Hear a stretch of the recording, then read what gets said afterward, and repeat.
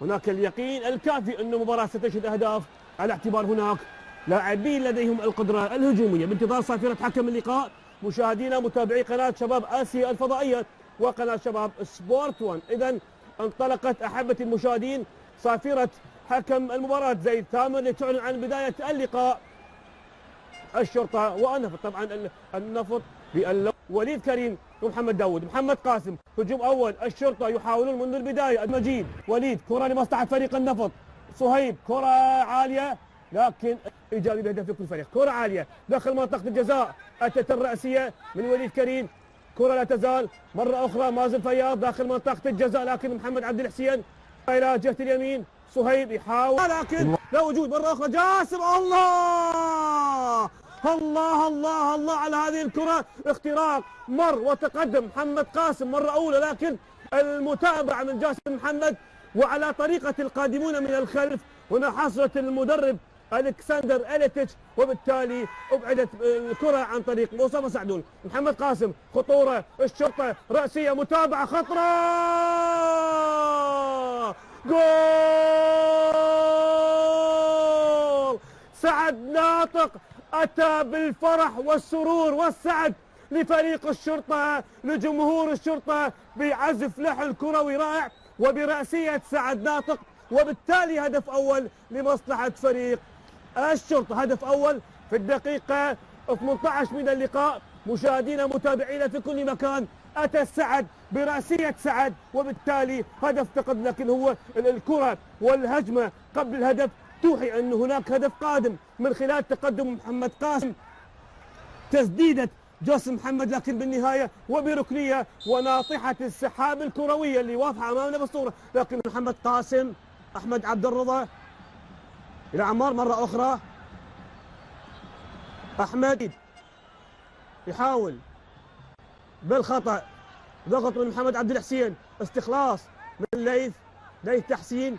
مازن، محمد قاسم، كرة أمامية، لكن يعني محمد قاسم جهة اليمين. صهيب العرضية موجودة، كرة لم تكن خطرة على اعتبار كرة سهلة وصلت إلى الحارس محمد حميد.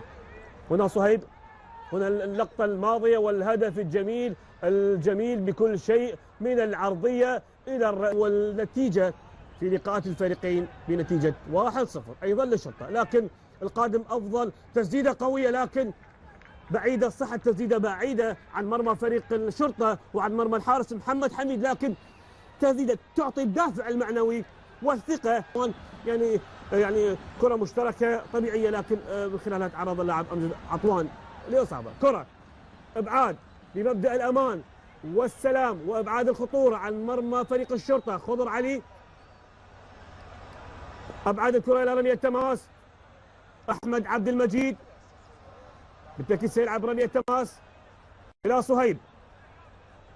الكرة طالت على صهيب رعد، وبالتالي الكرة إلى فريق الشرطة. ليث تحسين الاختصاص بتنفيذ الكرات الثابتة لفريق النفط. ليث كرة عالية داخل منطقة الجزاء، ولكن الكرة مرت مرور الكرام من أمام جميع اللاعبين، وبالتالي الكرة ذهبت إلى لاعبي النفط. ربما يكون لديهم كلام آخر. خطأ محمد داود سيلعب الكرة داخل منطقة الجزاء. أحمد عبد المجيد كرة عالية، إبعاد. ليث مرة أخرى قوية، لكن الكرة يحاول يسيطر على الكرة داخل منطقة الجزاء مازن، لكن لا وجود للضغط. مر وتقدم بشكل غريب من مدافعي فريق النفط ومازن. محمد قاسم لاعب مهاري، الحل بتشكيلة فريق الشرطة لما يمتلكه من مهارة. شاهد المهارة إلى مراد يحاول يتقدم، كرة بحق الفائدة، برافو من الحكم، كرة بالمباشر لكن ذهبت إلى برا الملعب. يعني جهد الكرة الماضية كرات هوائية فضائية رأسية لكلا الفريقين.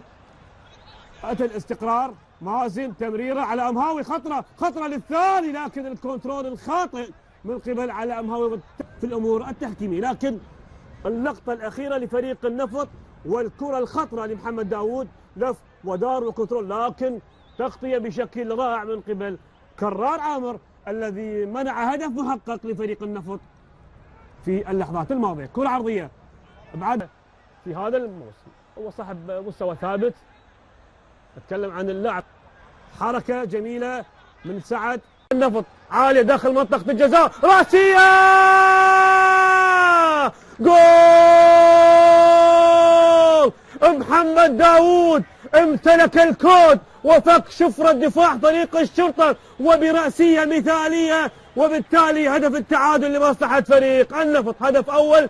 تكلمنا قبل تنفيذ الخطأ أن فريق النفط يعتمد اعتماد، وإذا ما سجل هدف بالتأكيد سيأتي الهدف بكرة ثابتة. بالفعل كرة ثابتة وبعرضية بالقلم والمسطرة على رأسية محمد داوود، وبالتالي هدف التعادل. شاهد العرضية المثالية ولا وجود عن بداية الشوط الثاني بخطأ خطير لمصلحة فريق النفط، وكالمعتاد ليث تحسين تنفيذ الخطأ. كرة عالية،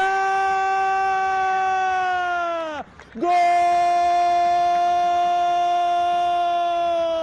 أي بداية مثالية، ولا أروع ولا أجمل ولا أحلى بأول كرة على المرمى في الشوط الثاني. هدف ثاني لفريق النفط وعن طريق ليث تحسين، وبالتالي وبكلام مشتاق كاظم مدير فريق النفط، ليث تحسين كل الزين، وهدف ثاني لمصلحة فريق النفط. بداية لم نكن نتوقع هذه البداية المثالية في الشوط الثاني بشكل عام. الأهم من ذلك هدف ثاني لفريق النفط، وبالتالي انعكست المباراة، انقلبت المباراة رأسا على عقب من خلال تقدم فريق النفط بهدفين مقابل هدف. هنا الإعادة، ربما الكرة بالمباشر بالفعل، هل اصطدت برأسية ليث تحسين مرة أخرى. تقدم النفط بهدفين مقابل هدف واحد.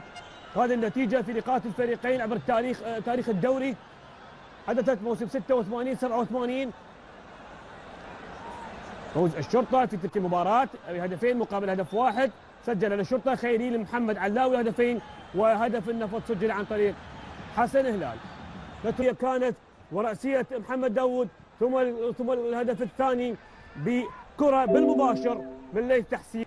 يبقى المدرب ألكسندر إليتيتش هو الأعرف، هو الأعلم، هو الأدرى بلاعبي فريقه. استخلاص مثالي، عمار، سعد عبد الأمير أو هذا علي مهدي. جهة اليسار الشرطة حسن عاشور، كرة عالية تصل سهلة إلى مصطفى سعدون. لو نظرنا إلى دكة البدلاء وبالتحديد عن الأسماء الهجومية لفريق بتركيز بأكثر عدد من اللاعبين. جهة اليسار حسن عاشور، التباطؤ بالتنفيذ، هنا العرضية، رأسية خطرة داخل يطبخ على نار هادئة من قبل لاعبي فريق الشرطة. ننتظر نترقب، بالتأكيد سيكون هناك كلام آخر للاعبي فريق النفط. ننتظر نترقب. خطأ محمد قاسم، كرة أمامية داخل منطقة الجزاء، رأسية دفاعية من بيار أبو بكر، تعود إلى سعد ناطق مرة أخرى داخل منطقة اللاعبين، عن إسعاد الجماهير عن السعد. تمريرة محمد داوود مرة أخرى، لكن هناك راية وحالة تسلل. حالة تسلل. سنشاهد الكثير من هكذا كرات. أنه بالنسبة لفريق النفط اللعب على سرعة محمد داوود، وفريق الشرطة ومدافعيه سيلعبون على مبدأ التسلل، وهذا يعني سلاح ذو حدين إذا ما ذكرنا سرعة ومهارة محمد داوود. عمار، أحمد عبد الرضا، كنترول رائع. وليد، تمر الثواني، تمر الدقائق، ولاعبي الشرطة يسابقون الزمن لتحقيق التعادل. وليد تسديدة، لكن الكرة أيضا أمجد عطوان، خط وسط بنزعة دفاعية، كرة عالية داخل منطقة الجزاء. كرة مازن يحاول داخل منطقة الجزاء، كرة خطرة.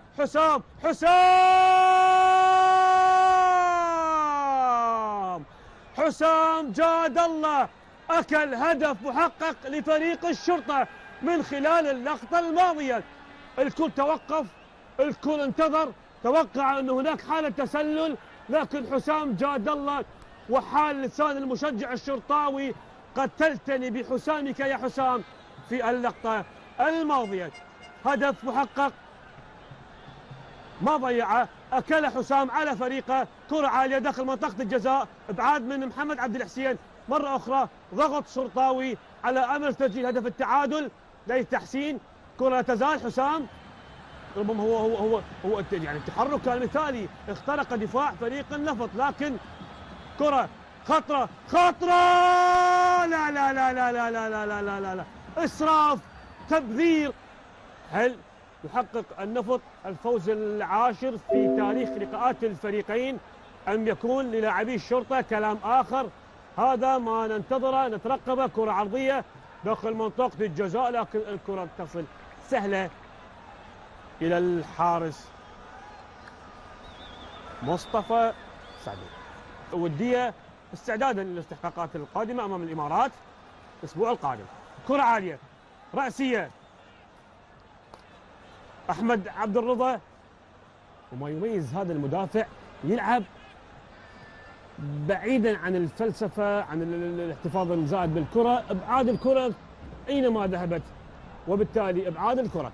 كرة مصطفى خطرة مرة ثانية، لكن لا وجود لصافرة، اي بمعنى لا وجود لخطأ، وبالتالي كانت الكرة خطرة لمصلحة فريق الشرطة. حسن عاشور جهة اليسار، الشرطة محاولات مستمرة لتسجيل التعادل. محمد قاسم، هنا الخطورة، هنا الحل، العرضية، جول! محمد قاسم كان حاسم في اللقطة الماضية وسجل هدف التعادل، هدف وبكل عبارة وبصريح العبارة وكلمات الحق تقال هدف مستحق لفريق الشرطة في قادم أو في الدقائق الماضية. هدف تعادل، كرة كانت قلت ممكن